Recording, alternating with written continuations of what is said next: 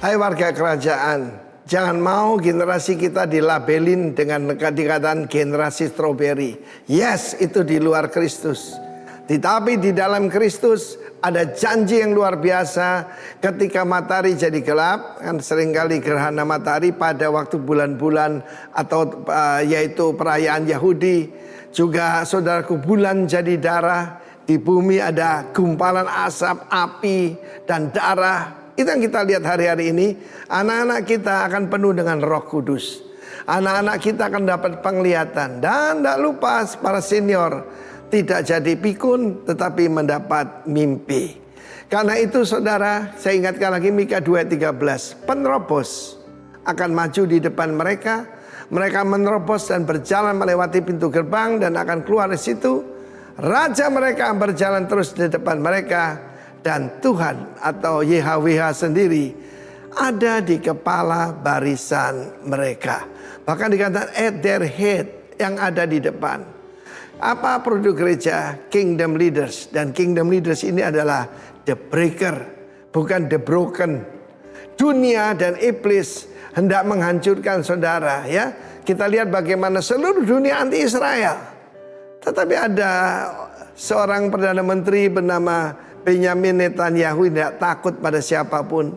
Bahkan pada tekanan daripada Joe Biden, dia tidak peduli. If Israel must stand alone, Israel will stand alone. Saya percaya kingdom leaders itu adalah the breaker, bukan the broken. Siapa penerobos sejati? Kita mulai tentu saja Kristus. Dalam Yohanes pasal 4, Yesus harus melintasi daerah Samaria. Anda lihat peta itu? Orang Yahudi selama 400 tahun tidak mau, yaitu melintasi daerah Samaria karena mereka nggak anggap najis, begitu sombongnya, begitu rasialis. Bahkan mereka lebih baik, yang sudah lihat yang garis sebelah kanan itu, mereka melintasi sungai Yordan, masuk ke Jordan, ya waktu itu masih namanya Perea ya, dan kemudian menyeberang lagi sungai Yordan untuk sampai ke Galilea. Tetapi firman Tuhan mengatakan Yesus menerobos, ya, dia mendobrak tradisi, dia mendobrak tembok rasialisme, dia telah menuntukkan semua tembok pemisah antara Yahudi dan Yunani, dan juga Yahudi dengan Samaria. Mari warga kerajaan, tidak ada satupun yang menganggap dirinya paling superior dari ras tertentu, suku tertentu, tidak ada. Yesus memberi contoh, dia sampai di kota Samaria bernama Sikhar. Sikhar ini artinya kepalsuan. Oh, aku kudus. Masa aku pergi ke kota kepalsuan? Dan di sana dia bertemu seorang wanita. Nanti saya akan ceritakan dalam episode berikutnya yang dalam catatan sejarah gereja, terutama gereja Ortodoks, bernama Potini. Dan dia menyampaikan yaitu tentang berita kerajaan, berita kebaikan, tentang bagaimana dia tidak perlu haus lagi kalau dia bertemu dengan Mesias. Dan Yesus berkata, I am he that speaking to you. Akulah dia yang berbicara. Yesus mereveal himself kepada wanita ini. Sementara murid-muridnya sedang mencari makanan. Seperti kita lihat, banyak orang datang tuh cari rezeki makanan. Tapi Yesus berkata, ada padaku makanan atau rezeki yang tidak kamu kenal, yaitu melakukan kehendak Sang Bapa dan menyelesaikannya. Dan dia begitu sukses ketika dia berteriak, sudah selesai. Karena itu jadilah the breaker, not the broken. God bless you warga kerajaan. Amin. Shalom. Ada seorang teolog yang sangat terkenal, dia itu terkenal karena memang dia itu jago banget di dalam dunia teologi ya. Satu kali diadakanlah satu seminar dan teolog ini yang bernama James Court, dia diundang untuk menyampaikan satu materi paparan firman Tuhan mengenai what is Christianity, apa itu kekristenan. Karena memang mengundang orang ini enggak gampang. Sehingga diadakanlah satu seminar mulai dari pagi sampai dengan siang hari. Full pembicaranya hanya satu, James Court ini. Kemudian dia mulai naik ke panggung, kemudian dia mulai berbicara. Saudara, saya rupanya dikasih waktu 5 jam oleh panitia untuk menyampaikan apa itu kekristenan. Tapi saya merasa saya tidak perlu membutuhkan waktu 5 jam. Dan saya juga gak perlu waktu 5 menit. Dan saya juga gak perlu waktu 5 detik. Saya cuma perlu 1 detik saja untuk menyampaikan apa itu kekristenan. Oke, panitia bisa mulai pasang stopwatch. Apa itu kekristenan? Kekristenan adalah memberi.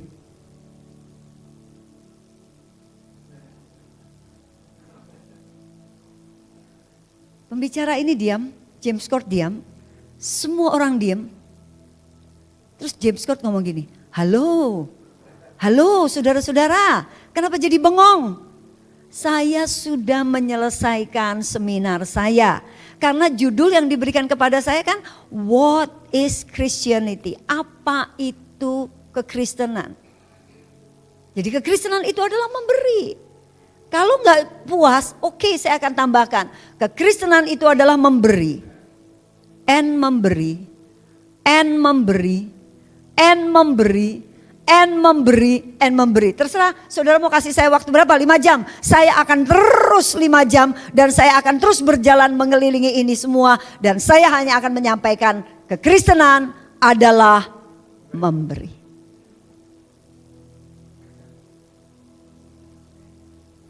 Kalau kita tahu bahwa kita dapat memberi tanpa kasih. Bisa. Ada kan yang orang pansos kan, nah ya, dengan cara memberi gitu ya. Nah, tapi kita nggak dapat mengasihi tanpa memberi. Mari kita lihat kehidupan Yesus Kristus Tuhan kita. Apa yang dia lakukan buat kita? Selain memberi, and memberi, and memberi, and memberi. Dia hidupnya datang ke dunia untuk satu hal. Memberikan hidupnya, memberikan nyawanya buat kita. Dan setelah itu dia naik ke surga. Apa dia naik ke surga cuma begitu? Dia memberikan Roh Kudusnya buat kita. Dan setelah sampai di surga, apa yang dia lakukan? Dia memberikan dirinya untuk bersyafaat buat kita. Dan memberikan dirinya untuk menyiapkan rumah buat kita. Pendek kata, kehidupan Yesus kalau mau diperes cuma satu. Memberi. Nah, bagaimana dengan kita? Apakah kehidupan kita adalah kehidupan yang memberi? Kita mau belajar dari paparan firman Tuhan. Apa sih konsep memberi di dalam kekristenan? Jangan sampai kita salah. Karena di sini kan kita bisa memberi. Tanpa kasih bisa loh kita memberi. Tapi firman Tuhan kan bilang bahwa apapun juga yang kita lakukan, kalau tidak atas dasar kasih, semua nggak ada artinya. Kita belajar dari satu perikop firman Tuhan dari Markus 12:41 dan seterusnya. Pada suatu kali Yesus duduk menghadap peti persembahan dan memperhatikan bagaimana orang banyak memasukkan uang ke dalam peti itu. Banyak orang kaya memberi jumlah yang besar. Lalu datanglah seorang janda yang miskin dan ia memasukkan 2 peser, yaitu 1 duit. Maka dipanggilnya murid-muridnya dan berkata kepada mereka, Aku berkata kepadamu, sesungguhnya janda miskin ini memberi lebih banyak daripada semua orang yang memasukkan uang ke dalam peti persembahan. Gimana mungkin? Orang kaya banyak memberi dalam jumlah yang besar. Orang atau janda miskin ini memberi cuma 2 peser atau 1 duit. Nanti kita akan belajar 2 peser 1 duit itu berapa sih? Ya. Dan Tuhan mengatakan bahwa si janda miskin ini memberikan jauh lebih besar, lebih banyak daripada orang-orang kaya itu. Sebab mereka semua memberi dari kelimpahannya, tetapi janda ini memberi dari kekurangannya. Semua yang ada padanya yaitu seluruh nafkahnya. Mari kita lihat di sini bahwa si janda Ini hal ini terjadi pada waktu Yesus tahu dia itu umurnya sebentar lagi dia sudah mau disalibkan. Karena dia tahu mau disalibkan, dia kemudian merasa bahwa apa yang dia mau sampaikan itu masih kurang. Sehingga dia mulai mengajak murid-muridnya, yuk kita pergi ke bait Allah. Aku mau mengajarkan kamu sesuatu. Dan Yesus kemudian lihat nih orang-orang nih pada masukin persembahan. Lihat tuh segitu banyaknya tuh gitu banyak. Nah sekarang yuk kita lihat. Nih ada janda. Ngasihnya cuma apa? 2 peser yaitu 1 duit. Tapi aku mau mengajar kamu bahwa apa? Menurut kamu mana yang ngasihnya lebih besar? Pasti murid-murid akan mengatakan ya orang kaya itu. Karena dia ngasihnya jauh lebih besar. Tapi si janda miskin ini cuma ngasih sedikit. Tapi dia bilang, itu salah. Makanya aku mau ngajar. Karena aku tahu pasti kamu pikirannya adalah seperti itu, seperti orang dunia. Tetapi yuk aku mau ngajar kepada kamu, dia jauh lebih banyak. Kenapa dia jauh lebih banyak? Karena apa? Si janda ini memberi dari apa? Kekurangannya. Dan semua yang ada padanya dia serahkan, yaitu seluruh nafkahnya. Kita lihat 1 peser itu adalah 1/128 dinar. 1 dinar itu adalah upah orang kerja sehari. Jadi 2 peser ada 2/128 dikali 100.000. Kalau kita mengatakan UMR upah orang kerja sehari 100.000. Oke, maka hasilnya 1.560 rupiah. Tukang parkir aja gak mau dikasih segini. Tukang parkir aja 3.000, betul nggak? Ini 1.560. Dapat apa dengan uang 1.560? Nasi kucing dapat nggak? Nggak dapat. Semurah-murahnya makanan berapa sih? 5.000 lah ya. Semurah-murahnya 5.000. Anak kos-kosan tuh masih bisa lah dapat 5.000. Ini 1.560. Bayangkan. Sebetulnya uang ini gak ada artinya. Dan saya percaya di antara saudara gak pernah akan ada yang ngasih sejumlah ini. Karena ini terlalu kecil. 1.560. Kalau ada orang yang memberikan persembahannya 100.000. Wow 1.560. Tapi Tuhan katakan tetap yang 1.560 ini yang lebih besar daripada yang kasih yang lain. Karena apa? Yang lain memberi dari kelebihannya. Di dompetnya ada cetiau. Di dompetnya ada 1 juta. Yang dia masukin cuma goban. Yang dia masukin cuma cepek-ceng 100.000. Tetapi yang di sini dia punya uang berapa? Dia cuma punya uang 2 peser. Nggak lebih. Nggak 3 peser. Enggak 2,5 peser, 2 peser. 2 peser inilah yang dia berikan. Dan Tuhan katakan dia memberikan semua yang ada padanya. Kita belajar di sini. Yang namanya kasih enggak mungkin enggak memberi. Kalau dipikir janda ini dia itu enggak punya kewajiban untuk memberi. Dia enggak punya kewajiban. Tetapi dia punya hak untuk terima. Karena di dalam perjanjian lama itu sudah sangat jelas bahwa gereja atau dalam hal ini di situ pada waktu itu bait Allah. Dia mesti memperhatikan nasib janda-janda miskin. Mesti. Jadi sebetulnya si janda ini kalau dia datang ke bait Allah, dia sebenarnya gak perlu memberi, tetapi dia cuma perlu datang dan mengatakan, Pak mana jatah saya? Dia punya hak. Dan itu tertulis di dalam firman. Tapi kita lihat, janda ini datang bukan untuk mengambil haknya, tetapi justru dia memberi dari semua yang dia punya. Yuk kita lihat lain lagi. Apakah ada contoh lain lagi orang-orang yang seperti ini? Kita kadang-kadang nggak berpikir ya, duh kok bisa ya ono wong kayak gini ya, kok iso ya ada orang kayak begini ya. Dia nggak mikir lah. untuk hidupnya, dia nggak mikir lah buat ininya yang lain. Yuk kita lihat sekarang di dalam 2 Korintus pasal 8 ayat yang pertama dan seterusnya. Saudara-saudara, kami hendak memberitahukan kepada kamu tentang kasih karunia yang dianugerahkan kepada jemaat-jemaat di Makedonia. Perhatikan, selagi dicobai dengan berat dalam pelbagai penderitaan, sukacita mereka meluap.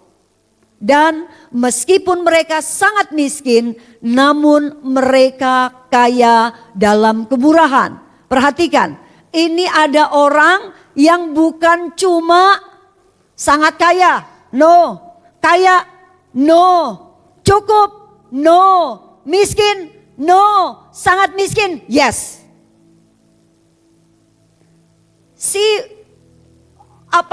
Orang-orang Makedonia adalah jemaat yang sangat miskin. Kategori bukan miskin, sangat miskin. Tetapi kita lihat bagaimana hidup pemberian mereka. Kalau orang sangat kaya, umumnya, mestinya, seharusnya mereka juga apa? Kaya di dalam kemurahan. Karena apa? Kan mereka sudah diberkati Tuhan. Mereka kaya. Kalau kaya, seharusnya mereka kaya dalam kemurahan hati. Tapi kita lihat, yang miskin ini, yang seharusnya dia adalah orang yang apa? Berhak untuk menerima. Tetapi kita lihat, dia yang sudah miskin aja udah punya alasan loh untuk bilang, bukannya gak mau ngasih, tapi persoalannya aku kan gak punya uang. Jadi mestinya akulah yang dikasih, bukan aku memberi, kan aku miskin. Salah, aku kan sangat miskin. Yang berikut, aku bukan cuma sangat miskin loh, aku lagi punya persoalan. Pelbagai persoalan berarti apa? Persoalannya more than one, lebih dari satu. Karena pelbagai. Dan persoalannya bukan persoalan yang enteng-enteng. Karena Alkitab mengatakan mereka dicobai dengan persoalan yang berat. Sudah apa? Sudah banyak persoalannya. Persoalannya kategorinya berat, masuk kategori sangat miskin. Bayangin. Orang yang kaya yang punya macam-macam aja. Kalau ada persoalan maka mereka masih punya alasan. Bukannya nggak mau memberi. Tapi persoalannya aku ini kan lagi ada persoalan. Aku kan lagi ada masalah. Nanti nek nggak ada masalah. Oke, aku akan ambil bagian. Sekarang nggak dulu ya. Absen dulu ya, soalnya aku lagi ada masalah. Tapi jemaat Makedonia tidak begitu. Aku bersaksi, Paulus sih, bahwa mereka telah memberikan menurut kemampuan mereka, bahkan melampaui kemampuan mereka. Bayangin, melampaui kemampuan mereka dengan kerelaan sendiri. Kerelaan sendiri, enggak diminta. Mereka meminta dan mendesak kepada kami supaya mereka juga beroleh kasih karunia untuk mengambil bagian dalam pelayanan kepada orang-orang kudus. Lihat, ini menarik. Karena apa? Karena mereka itu dengan kerelaan sendiri. Ini pihak panitia ngerti. Jemaat Makedonia ini orangnya miskin-miskin.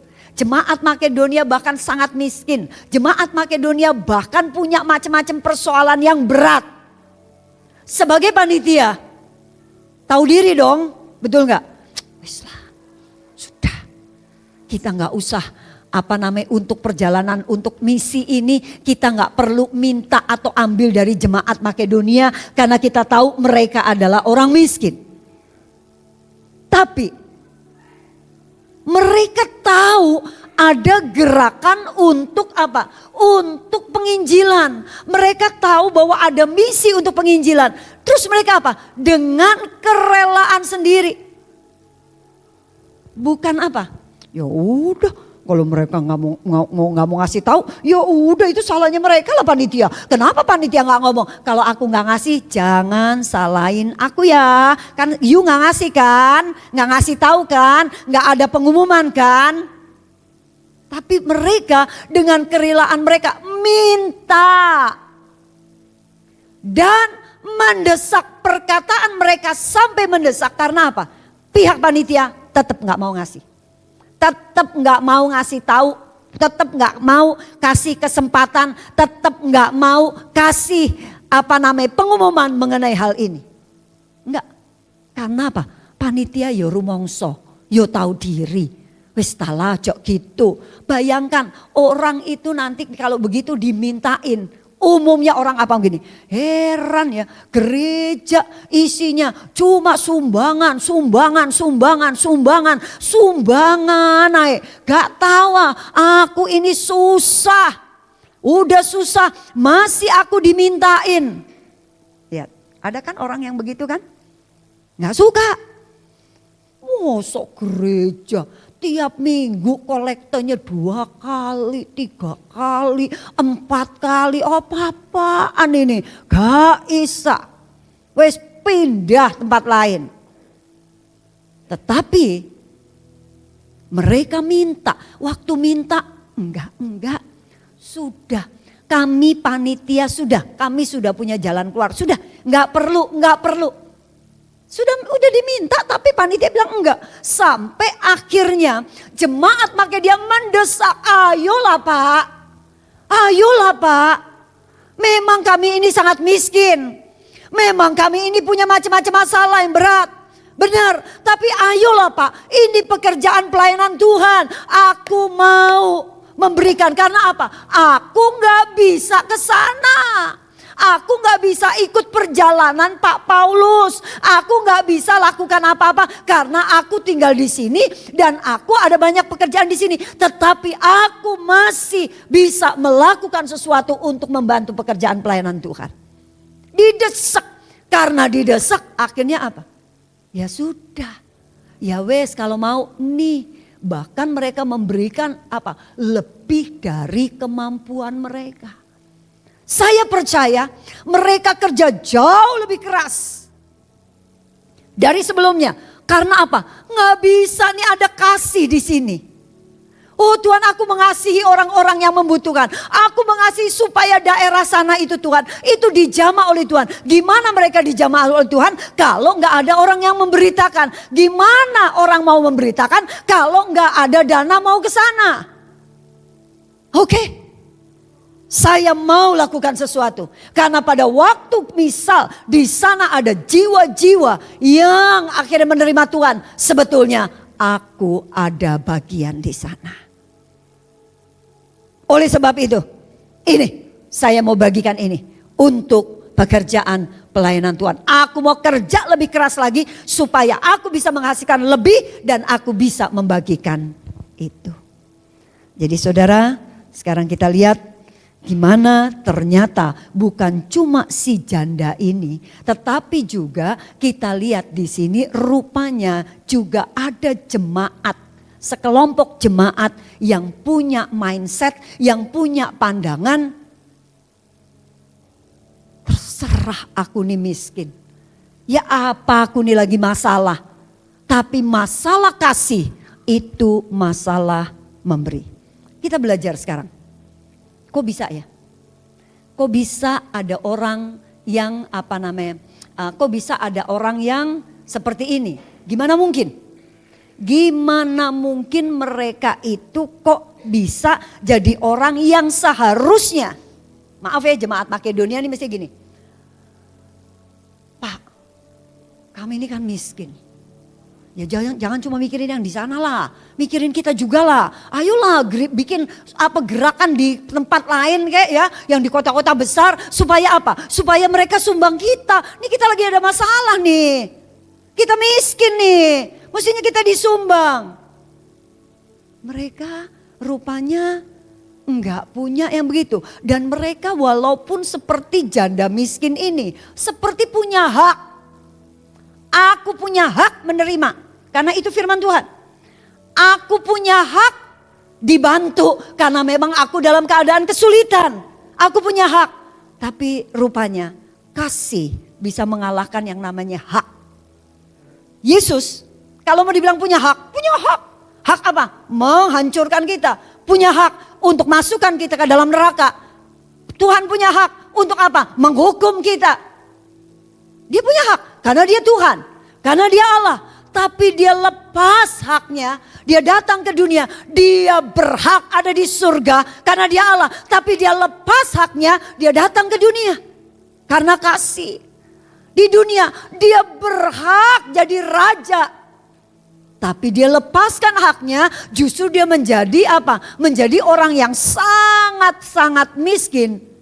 Sampai mau melahirkan aja mesti di apa? Mesti di kandang. Oke. Dia lepaskan haknya untuk apa? Untuk bisa masuk rumah sakit. Supaya apa? Gak ada orang yang ngalahin Yesus. Dia serahkan hidupnya. Dibilang punya hak. Ya punya hak, tetapi kekristenan tidak sedang bicara mengenai hak melebihi kasih. Kasih itu akan menjadikan kita orang yang bisa melepaskan hak kita. Dan kita berbuat sesuatu buat orang yang mengasihi. Kalau dibilang capek, capek. Hamba Tuhan kalau mau dibilang capek, capek. Kita punya kerjaan macam-macam, kalau dibilang capek. Kita berhak untuk apa? Saya nggak ambil pelayanan karena kerjaan saya, tugas saya ini. Kita berhak bicara begitu. Tetapi yang namanya kasih, yang namanya kasih, kita nggak akan mempertahankan hak kita. Kita akan melepaskan semua itu dan kita akan melakukan sesuatu. Yaitu memberi buat orang yang kita kasihi. Amin. Amin. Ini konsep pemberian di dalam Tuhan. Nah, sekarang kalau kita lihat. Orang itu mau memberi, orang bisa memberi. Itu gak tergantung orang itu miskin atau kaya. Banyak orang kaya gak memberi. Betul? Banyak orang miskin juga gak memberi. Sama-sama.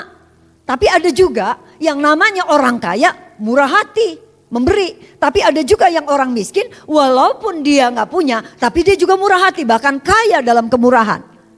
Apa sih sebenarnya kuncinya? Jadi kalau di sini kan kuncinya bukan karena ada atau gak ada. Betul? Sama-sama. Sama-sama kaya, sama-sama miskin bisa gak memberi. Sama-sama kaya, sama-sama miskin bisa memberi. Jadi masalahnya bukan kaya atau miskin. Yang menjadi persoalan kita bisa memberi adalah persoalan apa? Cukup. Cukup. Rasa cukup. Pada waktu kita rasa cukup, maka kita pasti bisa memberi. Orang kaya udah punya aset mana. Aduh, pelit ya masalah, na'udzubillah min dzalik. Masalahnya apa? Dia rasa belum cukup. Karena apa? Karena dia masih punya mimpi untuk ngalahin yang punya Lion Air. Dia masih punya mimpi, dia bisa sejajar dengan apa? Dengan orang-orang kaya yang ada di Arab. Mungkin. Makanya dia masih kurang. Karena masih kurang, ya elah standarku aku punya uang 10 triliun kok. Lah sekarang aku baru sampai 1 triliun, ya kurang lah. Kalau gitu maaf aku gak bisa. Rasa gak cukup. Yang miskin juga begitu. Rasa gak cukup. Gimana? Buat makan aja susah. Buat ini susah. Masa aku memberi? Rasa gak cukup. Lihat Daud. Tuhan adalah gembalaku. Takkan kekurangan aku. Lihat. Bagi Daud sebagai domba dan dia melihat Tuhan sebagai gembala, dia merasa bahwa kalau aku punya Tuhan cukup. Cukup. Bagi dia. Karena dia tahu. Pasti dengan adanya gembala aja di sini wis wayem. Makanya sampai Daud ngomong apa? Sekalipun aku ada di dalam lembah kekelaman, aku gak takut. Karena aku tahu gembala itu menyediakan gadanya dan tongkatnya. Untuk apa? Membimbing aku. Enough. Christ is enough for me. Kristus itu cukup buat kita. Sekarang mari kita lihat. Apakah Kristus itu cukup buat kita atau kita masih memerlukan Kristus plus ini, plus ini, plus ini. Kita jadi orang yang cukup dengan Kristus atau kita jadi orang Kristen yang Kristus plus plus. Gimana?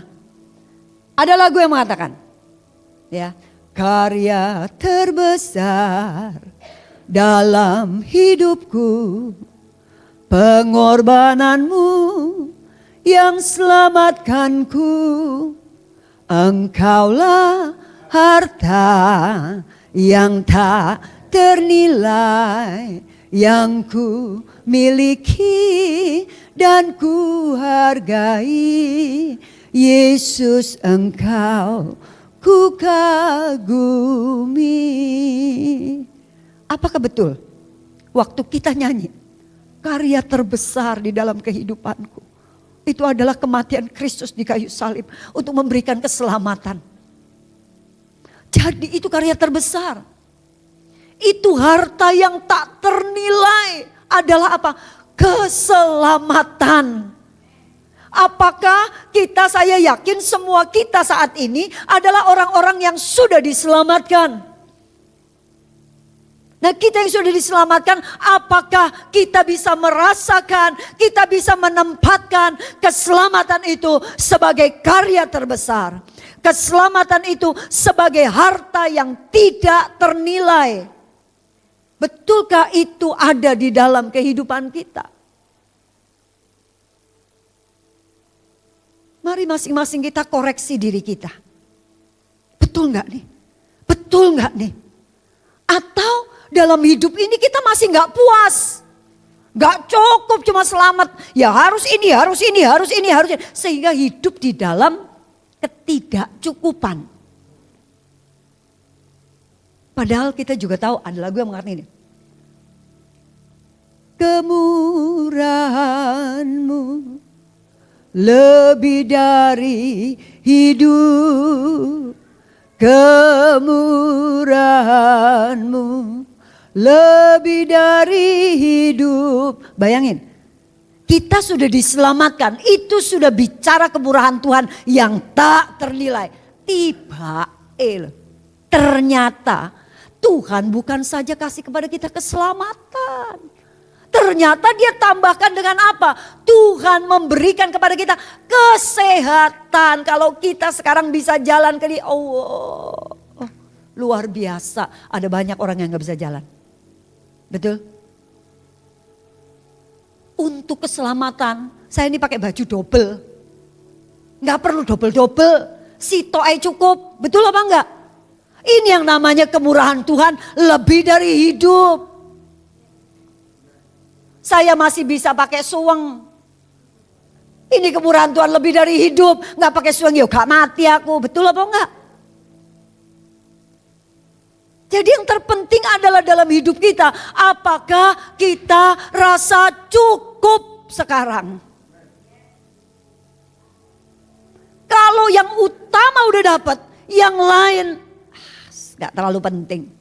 Kalau karya terbesar, maka yang lain enggak terbesar. Betul?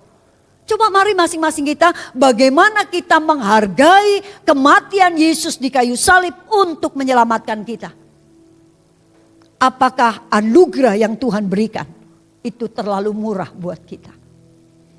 Apakah keselamatan yang Tuhan berikan buat kita, kita masih mengatakan, yuk kan ini aja, yuk kan cukup sama ini.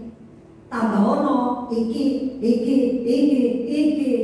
Apakah kita seperti itu? Apakah kita sedang memandang pengorbanan Yesus datang ke dunia, hidup di dunia, sampai mati di kayu salib, hanya kita bisa bandingkan atau setarakan itu dengan yang plus-plus ini atau gimana? Itu sebabnya kalau kita lihat ibadah 1 Timotius 6 ayat 6, ibadah kalau disertai rasa cukup memberi keuntungan besar. Kita ada di sini, ini kita rasa bercukup apa belum? Kalau kita datang sini dengan rasa nggak cukup, dari rumah ngomong, oh ya apa sih itu Tuhan ini, oh gak berkati aku, gini, yang laksana dikasih, di situ dikasih, kenapa aku gak dikasih? Aku nih gimana, susah ini, tapi ya hari Minggu ya tetap ya ibadah. Kok nanti kalau nggak ibadah, didatangi malah nanti aku gembala, dikunjungi, terus malah ditanya-tanya, salah, gak usah wes aku gereja, tapi di gereja wes mencucu, di gereja susah. Oh, nyanyi kok lagu-lagunya kayak gitu. Gak ngerti ya, seneng-seneng masuk hadiratnya dengan hati bersyukur. Bersyukur apa? Loh, aku sekarang ini kurang ini. Orang kalau hatinya wis gak enak, maka apa aja semua jelek. Betul apa enggak? Betul enggak? Itu tergantung dari apa? Tergantung dari hati kita. Tapi kalau kita datang di sini dengan hati yang cukup, oh Tuhan thank you, Tuhan sudah selamatkan aku. Thank you Tuhan, ternyata bukan cuma diselamatkan, Tuhan juga masih berkati aku dalam kesehatan. Dan saudara, 2005 bulan Maret, dokter sudah vonis saya, umur saya tidak lebih dari 2 bulan. Pulang karena kalau di rumah sakit kemungkinan justru di bawah 2 bulan sudah mati. Karena memang tempat di rumah sakit tuh nggak enak ya, paling enak tuh ya di rumah gitu ya, ketemu sampah, lo nggak enak kalau di rumah sakit. Nah, suruh pulang rumah, sampai di rumah, saya tuh memang nggak bisa ngapa-ngapain, bangun nggak bisa, jangankan bangun, buka mulut aja nggak punya tenaga.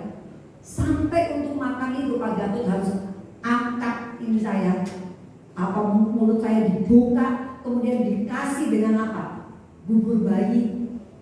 Itu kayak yang nggak perlu dikunyah, bayi yang belum punya gigi itu dikasih itu pun wencer, terus langsung dikasih air lagi supaya lek masuk. Saya nggak punya tenaga untuk angkat tangannya, wes gak bisa. Tapi ini saya masih jalan. Kalau mau sebagai umumnya orang bisa, Tuhan kenapa aku kayak gini? Tuhan tuh gak niat ini aku ya. Apa ngerumat aku? Masa ngerumat aku cuma sampai sekian tahun. Sekarang gini aku digeledak no. Terus mikirnya opo nanti Pak Gatot mau nikah besok opo ya. Nanti kira-kira dia akan nikah terus dia ngelupain aku apa enggak. Kira-kira anak-anakku nanti disayang apa enggak sama istri baru. Oh dia ngomong cinta. Halah nanti dulu aku mati. Kuburanku dipakai hair dryer biar cepet kering ya. Supaya bisa nikah lagi. Kalau saya mau pikiran reno-reno ya iso. Betul apa enggak? Oh Tuhan gini. Saya gak mau mikirin begituan. Saya cuma mikir Tuhan aku gak bisa apa-apa bener. Tapi aku masih punya otak yang masih bisa jalan. Dan aku masih punya hati yang ingat sama Tuhan. Tuhan aku mau jadi pendoa syafaat. Karena pendoa syafaat itu asetnya surga loh ya. Jangan salah ya. Kapan-kapan saya akan khotbah mengenai itu aset surga, pendoa syafaat. Saya isinya cuma berdoa, doa aja. Akhirnya apa? Puji Tuhan bilang, bangun kamu sembuh, dah nggak usah makan obat. Puji Tuhan sampai sekarang 20 tahun sudah berlalu saya masih sehat walafiat, amin. Yang penting di sini rasa cukup. Saya tahu kalau di sini saya grundel, nggak cukup. Tuhan nggak kurang cukup baiknya sama saya, kurang cukup kuasanya buat saya nggak nyembuhin saya. Bukannya saya 2 bulan, bulan saya wis game over. Karena apa? Hormon yang keluar jadi hormon yang jelek, betul? Hati yang gembira adalah obat. Tapi semangat yang patah mengeringkan tulang. Amin. Jadi saudara sekarang di sini bisa paham bagaimana kita, what is Christianity? Apa itu kekristenan? Mari kita lihat. Di dalam kehidupan kita pengiringan Tuhan, maukah kita menjadi orang yang selalu mau berbagi bukan karena apa-apa. Saya mau berbagi supaya Tuhan berkati saya. Saya mau memberi supaya saya dilihat orang. Saya mau ini supaya, bukan itu. Kekristenan bukan itu. Saya mau puasa supaya begini. Saya mau ini supaya. Kekristenan itu adalah saya mau memberi karena Yesus sudah terlebih dahulu memberi bagi saya. Jadi memberi itu adalah end product. Jadi saudara bisa lihat, memberi itu bukanlah satu pabrik yang bisa memproduksi apa? Memproduksi berkat. Memproduksi saya lebih rohani. Memproduksi saya kelihatannya jadi begini. Enggak. Memberi itu adalah produk akhir dari apa yang Tuhan sudah kerjakan di dalam kehidupan kita. Dan saat memberi, karena ini produk akhir, tidak ada pamrih apapun. Ini yang namanya kekristenan. Sekarang mari kita lihat, apakah kita ini betul-betul cukup pemberian dan aktivitas pelayanan tidak membuat kita menjadi rohani, cuma tampak rohani.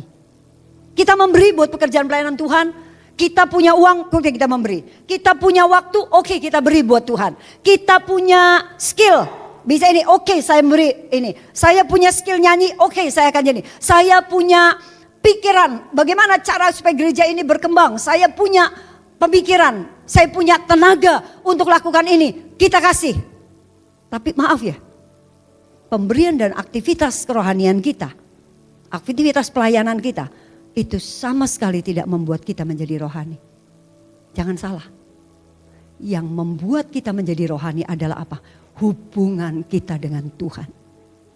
Pada waktu kita punya hubungan dengan Tuhan, sehingga kita melekat di hati Tuhan.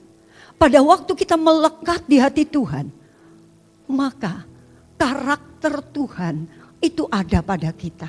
Waktu kita melekat dengan Tuhan, kita menjadi satu dengan Tuhan, maka apa yang di pikiran Tuhan itu pun yang ada di dalam pikiran kita. Itu yang membuat kita menjadi rohani. Dan buah dari kerohanian ini adalah memberi dan melakukan aktivitas pelayanan. Ini yang namanya kekristenan. Saya melayani bukan untuk masuk surga. Saya melayani bukan untuk saya dicap menjadi orang yang rohani. Saya melayani karena saya memiliki hati Tuhan. Dan hati Tuhan tidak mungkin tidak memberi pada waktu kita tahu di situ ada kebutuhan. Bagaimana dengan kehidupan kerohanian kita? Apakah di dalam sini gampang ngeceknya? Saya memberi dengan apa yang saya ada. Waktu, tenaga, semuanya saya berikan. Itu untuk apa? Kalau kita memberi masih ada embel-embel untuk sesuatu. Pagi hari ini saudara bertobat. Itu bukan kekristenan. Itu agama. Karena kekristenan bukan seperti itu. Kekristenan adalah apa? Kita sudah lunas dibayar. Kristus sudah mati di kayu salib buat kita. Kita melekat di hati Tuhan. Hati Tuhan selalu penuh dengan belas kasihan. Berikan bukan dari kelebihan kita. Berikan dari apa yang kita punya. Kita tundukkan kepala.